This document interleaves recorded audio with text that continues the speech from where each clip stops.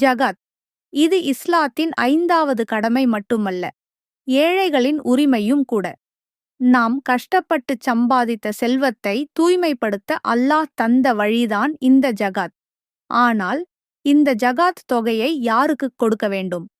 இதை வழங்க வேண்டிய தகுதியுடையவர்கள் யார்? திருக்குர்ஆனில் அல்லாஹ் 8 வகையான மக்களைப் பற்றி குறிப்பிடுகிறான். முதலாவதாக ஏழைகள், அதாவது தங்களுடைய அடிப்படை தேவைகளை கூட பூர்த்தி செய்ய முடியாத நிலையில் இருப்பவர்கள். இரண்டாவதாக வறியவர்கள். இவர்களிடம் ஓரளவுக்கு வருமானம் இருக்கலாம், ஆனால் அது அவர்களின் குடும்பச் செலவுகளுக்கு போதுமானதாக இருக்காது. மூன்றாவதாக ஜகாத் வசூலிப்பவர்கள். இந்த நிதியை திரட்டுவதற்கும் அதை பாதுகாப்பதற்கும் நியமிக்கப்பட்ட பணியாளர்கள்.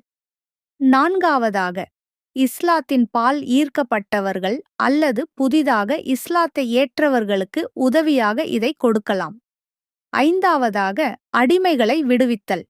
இது முற்காலத்தில் அடிமைகளை சுதந்திரமாக்க பயன்பட்டது. இன்று கடனில் சிக்கித் தவிப்பவர்களை மீட்க இதை பயன்படுத்தலாம். ஆறாவதாக கடன்பட்டவர்கள்.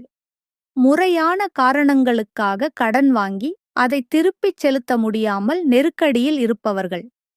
ஏழாவதாக அல்லாஹ்வின் பாதையில் இருப்பவர்கள். மார்க்கப் பணிகளுக்காகவும் கல்விப் பணிகளுக்காகவும் தங்களை அர்ப்பணித்தவர்கள். எட்டாவதாக வழிப்போக்கர்கள். பயணம் செய்யும்போது கையில் பணம் தீர்ந்து போய் ஊர் போய்ச் சேர வழியில்லாமல் தவிப்பவர்கள். நினைவில் கொள்ளுங்கள், ஜகாத் என்பது நாம் செய்யும் உபகாரம் அல்ல, அது செல்வந்தர்களின் செல்வத்தில் ஏழைகளுக்கு அல்லாஹ் வழங்கிய உரிமை. உங்கள் ஜகாத்தை சரியானவர்களுக்கு வழங்கி இறைவனின் அருளைப் பெற்றிடுங்கள்.